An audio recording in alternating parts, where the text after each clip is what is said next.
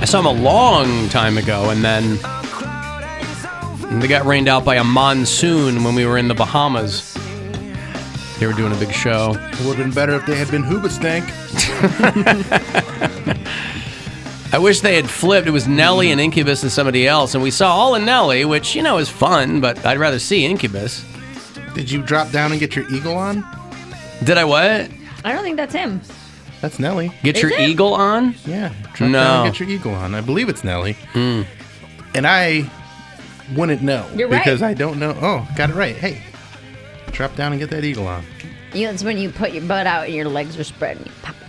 I see. I've had Nelly on the show before. I was on in St. Louis for a few years ago, and he's from there. And when it comes to Nelly, nice enough guy. When it comes to Nelly, I'm more of a frittata.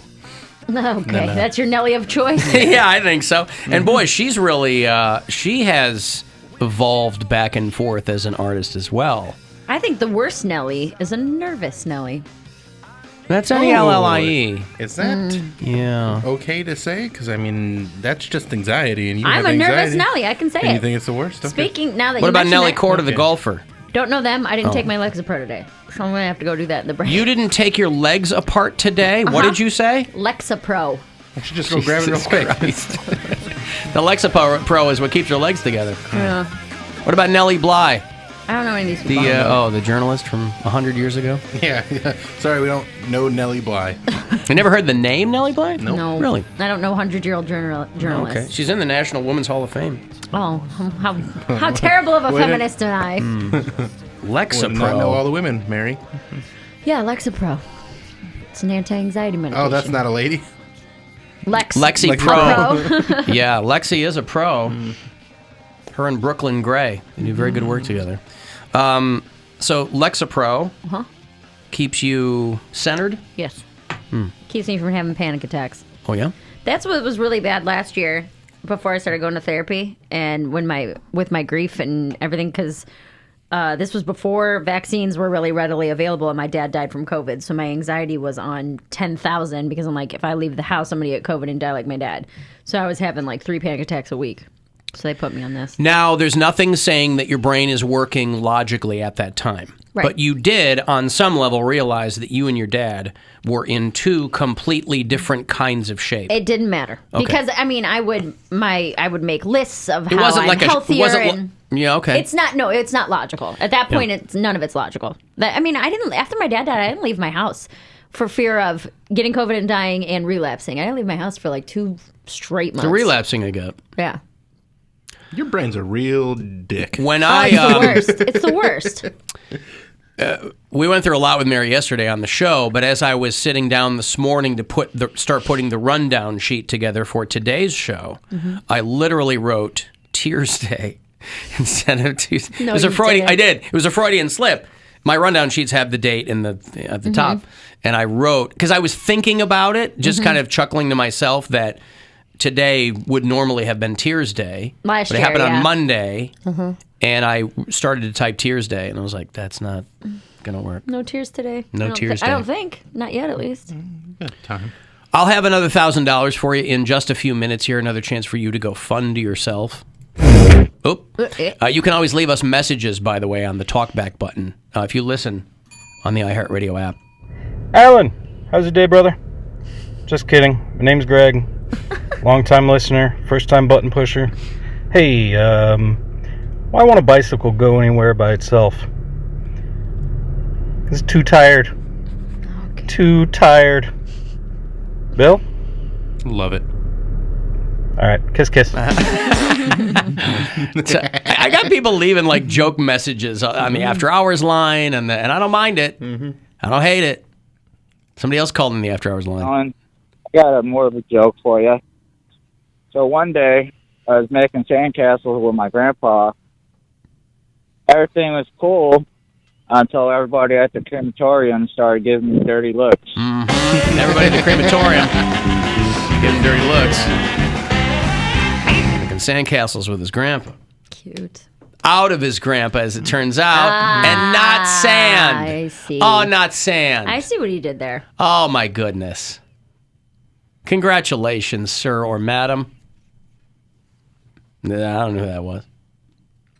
We were talking about selling out in venues, and I have severely underestimated how popular Coldplay continues to be. People love Coldplay, man. Wow, do they ever. I was talking to a friend who is going to see them at Soldier Field. She got tickets for the second show because they sold out Soldier Field. Now, I know that's like the second smallest stadium in the NFL. It's still a stadium. It's 60,000 people. Yeah. Oh, wow. I was like, oh my God, people still give a frog's ass about Coldplay? What is the allure of them? Coldplay is Easy. also... There's also chill. new people getting into Coldplay. I mean, your son had a whole Coldplay phase, and he's... When he was 10, he did. Yeah, but I mean, but I bet he would go see him. Now that He's he all has about his own Radiohead money. now. Yeah, maybe. Well, I mean... But still, I mean, I'll ask him. I'll go, hey. Coldplay wanted to be. Yeah. Well, but I also think, I don't think they've toured for a while either, and I think they've said that this is their... Didn't everybody laugh because they said Chris Martin goes, we're going to retire after this next tour, or by 2025 we're hanging it up or something. Conscious uncoupling of the band. Right, that's right. But I was like, holy cow. I had no idea they were still pulling that kind of weight. But in a venue, and I think it probably depends on the market too. In Chicago, 2 shows. Are they even coming to Cleveland? Don't know. Probably not. But also, I mean, it's still almost 62,000 people. Yeah. And they added a second show. Yeah. Big band. People And like they've been around forever. people like songs when they all run together. They Like, just is this never clocks have to or yellow? stop. I can't tell. I'm just happy to be at Coldplay. They never have to stop playing. I guess, like, there's nothing about them that offends me. I fully understand. My dad's like MIDI ringtone on his flip phone was Clocks. I was like, you like that song? He goes, I don't know what that song is. It was like it was a default thing or something. But yeah, these guys are playing football stadiums. They just played in Houston. They're on the road, like the tour is happening. Now, are they doing a lot less dates so that more people will go to those stadiums too? 'Cause Maybe. that's something that No idea. fans will do. The world tour. Well, you guys say that about country artists too. When I'm like, so and so selling out arena, Luke Combs selling out arenas everywhere he goes, and you're like, yeah, I don't know who that is. Yeah. It happens all the time. There's a lot of music out there that people really enjoy that I don't get it. Yeah, they're not playing Cleveland. 2 dates at Soldier Field, D.C., 2 shows at MetLife Stadium out there in Jersey. That's a huge venue. Yeah, that's Philly, like the Atlanta, biggest. Tampa. Yeah. But again, in these big giant markets like New York and Chicago, Atlanta. they're gonna it seems like they're probably having a lot of people travel to see their shows too. They're probably doing one per state, you know. What I don't understand is why do people skip out on Cleveland? Why do they do that? It's in between, well, Well, but Cleveland Because they is... know people will go from if you really want to see Coldplay, you'll travel to Chicago to see them. Or Pittsburgh or Detroit. Pittsburgh or yeah. Detroit. I mean, But they're not just the only artist that does that. I noticed that a lot. Like the first thing... a lot of it has TJ, to. A lot of it has to do with promoters. A lot of it has to do with their routing dates are. And availability too. That's why once in a while you get a big band that does like Lincoln, Nebraska. You know, they'll do something in the middle of 2 other. When I was on in Pittsburgh years ago, it used to bum me out because it seemed like there were so many shows that played Cleveland and didn't come to Pittsburgh.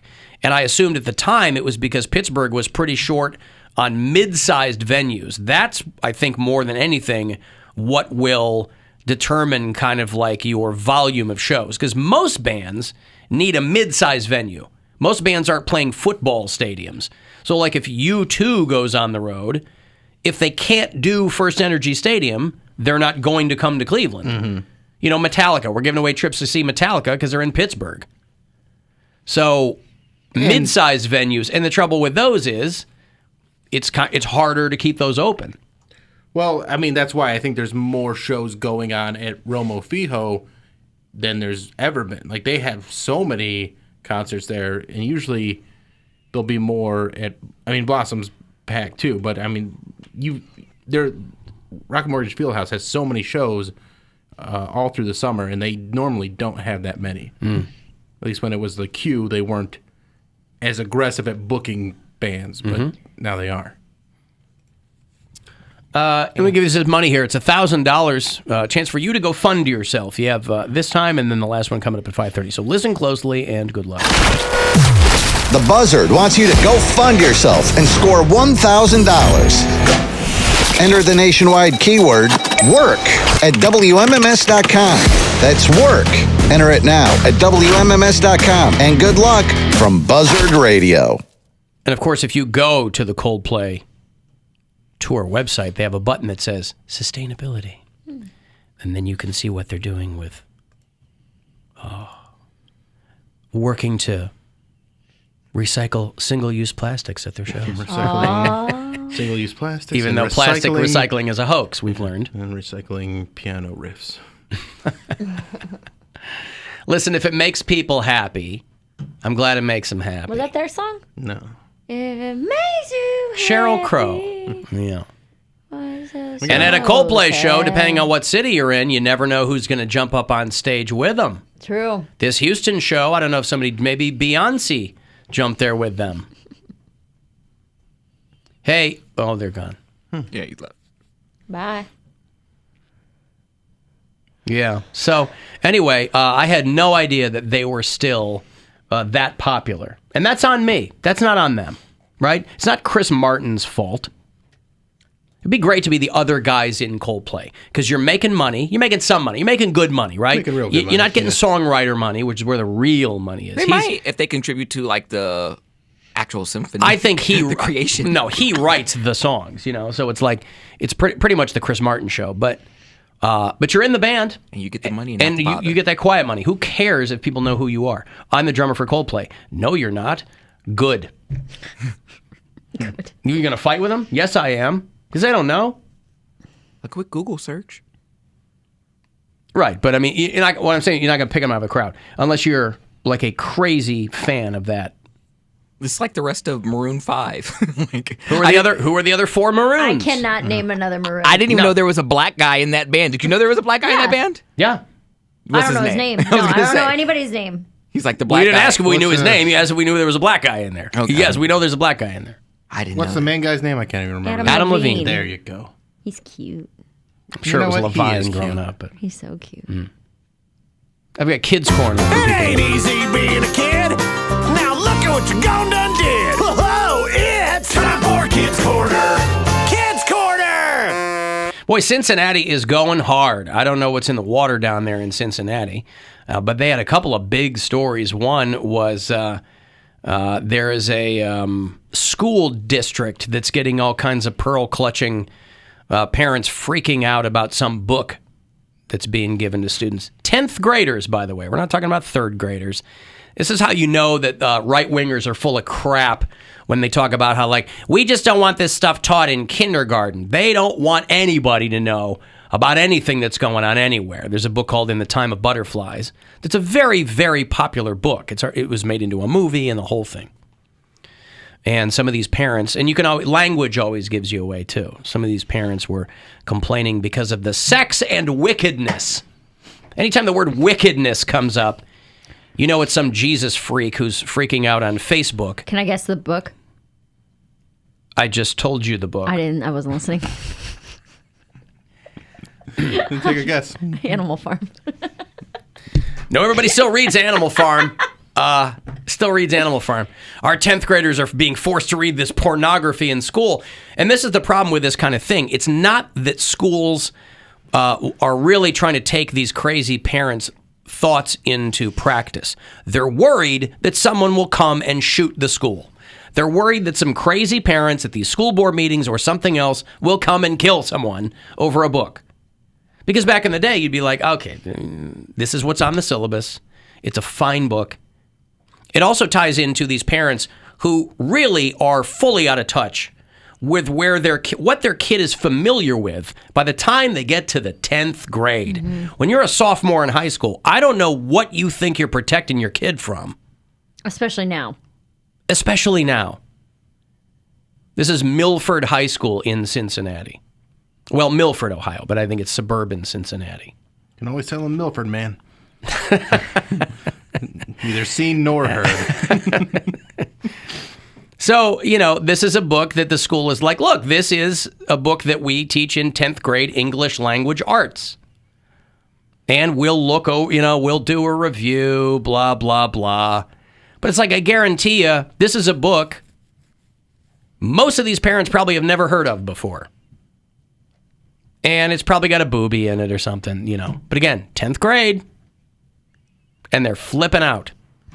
But anytime the word wickedness comes up, it's somebody browbeating somebody else with the Bible. Because that's not a word anyone uses in, common conversation. Did you like that movie? Nah, there was a lot of wickedness in it. Oh, yeah? I could see why kids would be uncomfortable to read this. No kid is uncomfortable reading that book. The parents flip out. Kids are uncomfortable. You see what kids are looking at? I don't know that kids are getting uncomfortable in high school from the books. Because a lot of these students are like, dude, this book is completely fine. And also, it was a very valuable learning experience for me. I love this book. I cherish this book, blah, blah, blah. Your kids are going to love it. Again, underline 10th grade. Wasn't it Abraham that his daughters tried to get him drunk and have sex with him? And that was in Abraham. I don't know. That is a deep dive for me. I don't know. That's in, I believe, the Old Testament. There's a video I'm trying to find on TikTok of this exact same thing. There's some dude running for governor or whatever, and he's like, I'm going to ban all pornography from schools and blah, blah, blah. He's a pastor, and the guy's like, so you're going to ban the Bible. And he's like, I see what you're trying to do here, but no. And then the guy starts quoting. Not what I'm trying to do, what I am doing. So the guy starts quoting Bible verses to him that are all perversive and basically pornography, and he just kind of like gets all uncomfortable and is, no, that's not, I'm talking about pornography in schools, and it's a real mess. Also in Cincinnati, you might have seen this because it got a lot of coverage. A kid who's 6 years old and ran a marathon. And the story was, parents defend their, whatever, as though they have to do that. There's a flying pig marathon. And a 6-year-old ran the event. And this is a family from across the river in Kentucky. The first marathon that the entire family of 8 has run together. And all these people were like, this is child abuse. They're like, look, we told him he could pull the plug at any time. He was begging us to do this and train and attempt to do it. And we said, hey, this is a lot. If you don't feel good or, you can stop at any time. We asked him numerous times if you want to stop. He said absolutely not. That's the age when you can do it and you're not even worried about it. You're just like, I'm just going. Yeah. Got all the energy in the world at that age. And so this two-time Olympian, this runner weighs in, and she's like, a 6-year-old doesn't realize they have the right to stop. And the parents are like, we told him 1 billion times he could stop. They're like, how could you do this? Did you tell Forrest Gump to stop running? Run, Forrest! You need those braces on, Forrest. Yeah. Don't be running. You're going to break off. Oh, it turns out he didn't need the braces at all. He didn't. Because they flew right off, didn't they? They broke off. Yeah. Well. And what did he go on to do? Not much. He played ping pong. A bunch of stuff. Ping pong. He had a boat. He met a president. Shrimp is the food He of the sea. avoided AIDS. You can barbecue it, boil it, broil it, bake it, saute it. There's shrimp kebabs, shrimp creole, shrimp gumbo, pan fried, deep fried, stir fried. There's pineapple shrimp, lemon shrimp, coconut shrimp, shrimp salad, shrimp and potatoes, shrimp burger, shrimp sandwich. That's about it. Shrimp sandwich. And shrimp burger. Those are two different things. Shrimp burger. I have a dumb question. Did bubblegum shrimp come from this movie, or did they just make a fake background story for an already existing restaurant? Think? I don't know. Well, what do you tell us what you think? Don't shake your head at me like that. I didn't know if it was like one of those really kitschy, like, oh, look at how this caught on. Here's what it is. Bubba Gump Shrimp Company came from the movie Forrest Gump. Okay. Yeah. I didn't know. They could have just made up a fake backstory. And today is National Shrimp Day. Well, I will die. I will die. Yeah, because she has an allergy. If you gave Mary, all that fried shrimp, If you gave Mary shrimp sautéed in sour cream, oh, it would be a bad day, up and down for her. Not just Bad the day. belly bubbles. My throat would close. Yeah, throat would close, and then nothing could happen after that. Can't even puke it up. Nope. Slime until I puke. I got to take a break here. If you want to text for something, 35192 to do that. And you can listen anywhere on the iHeartRadio app.